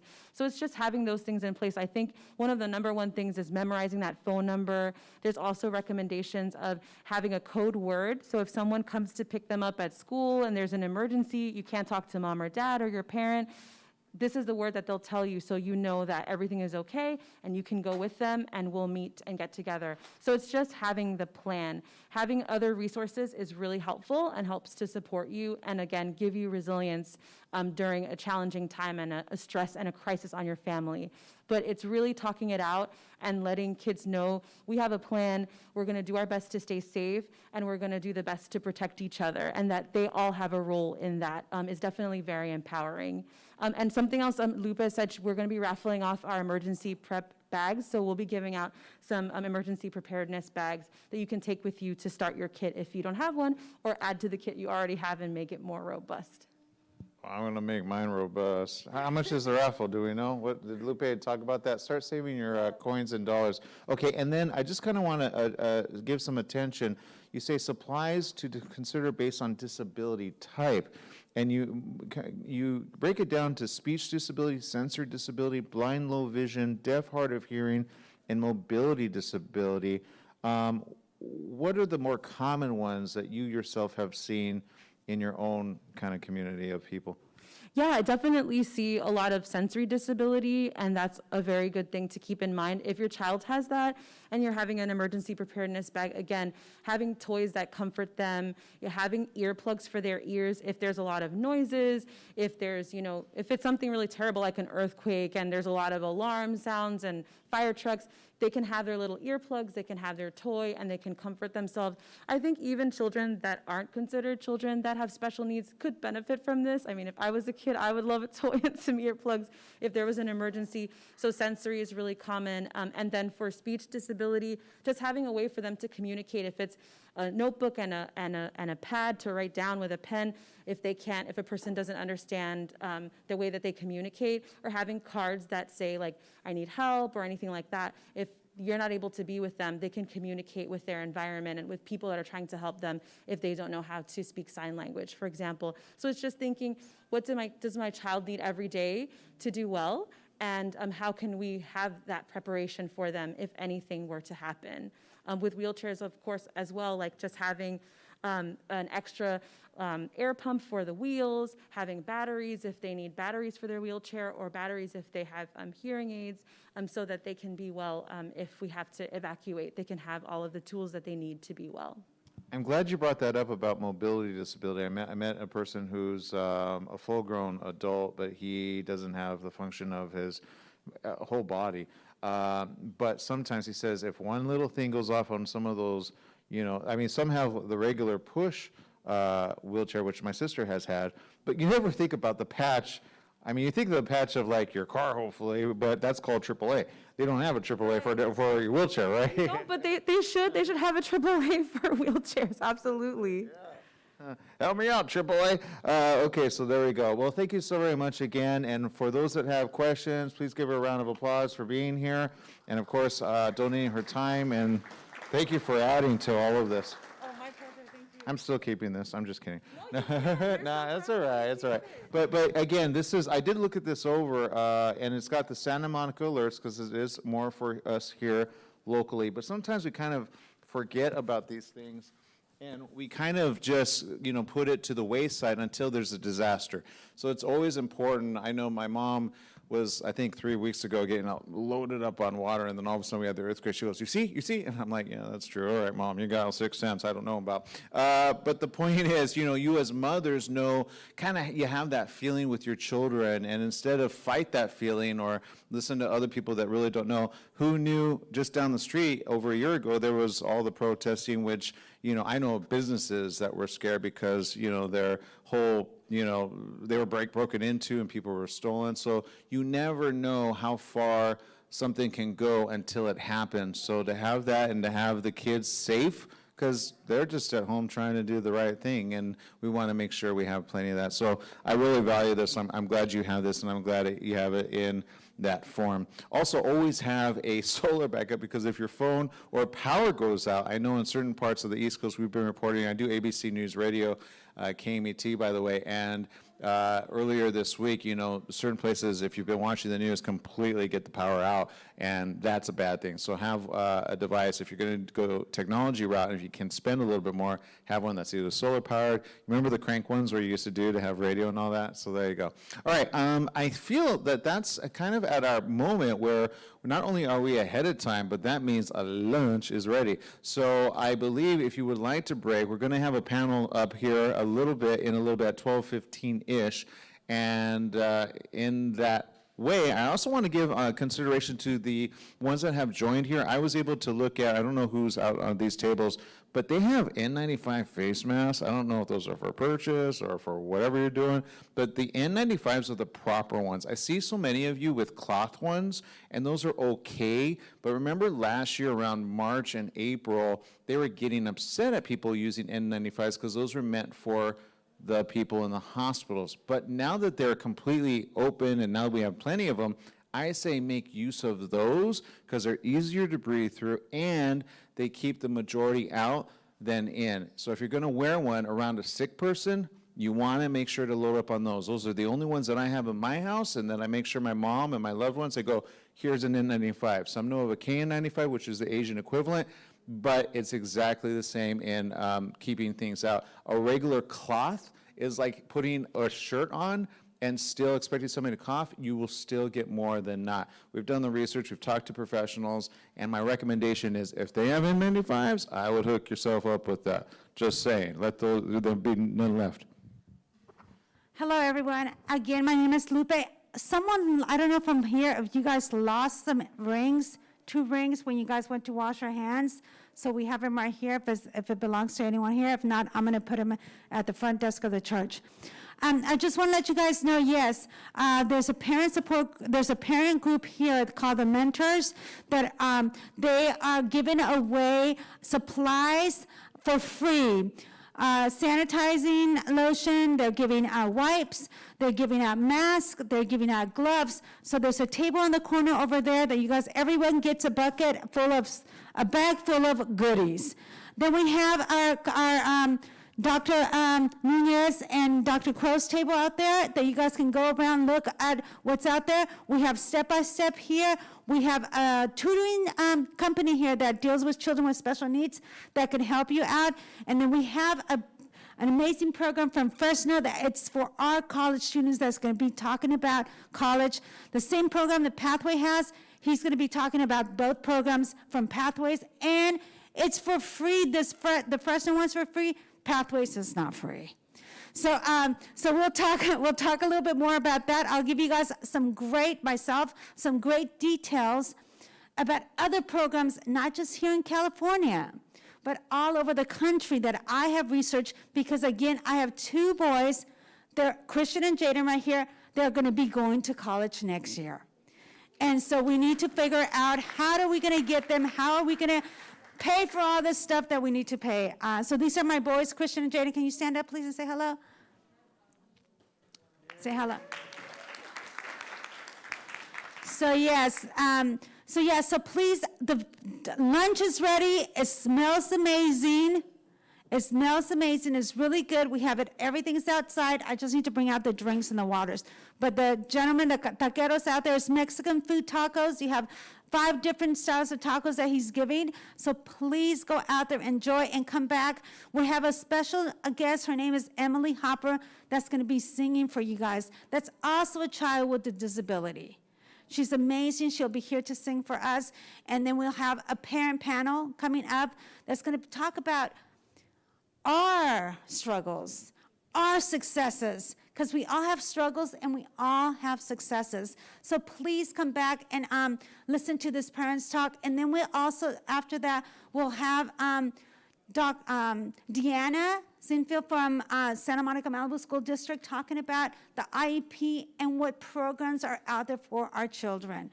So please come back. And then after that, we will talk about the transitioning from high school to college to career path. So you know what? Our children have a lot of options out there for them to be able to go out to the world and succeed like every other child. So please feel free to come back and please eat. And we have lots of breakfast also still, coffee, everything. Thank you so much again. And the fair, go look at the fair, what's out there. We have a couple other companies that are here that are presenting their programs, and I would love for you guys to just share with them. We'll be back here at 12:15. Thank you. And how much is the raffle? The raffle's for free. Everybody gets 2 tickets. Well, hook me up. All right. Okay, cool. Anybody not want theirs, give it to me. Thank you very much. Okay. Again, I'm joking. It was a joke. Don't get mad at me. Now I know how your husband feels. I'm like, she does that look. Did you think of something else? Oh. Guys, I just want to give a special shout out to my mama, my hero. This is my mom. She's the one that's created this crazy person right here. And she's from Northern California. She's just here for a service, funeral service yesterday, but she came, and my sister Lorena. So thank you. I just love him so much. Thank you so much for coming in and being part of my life and giving me what I have. All right, let's break for lunch.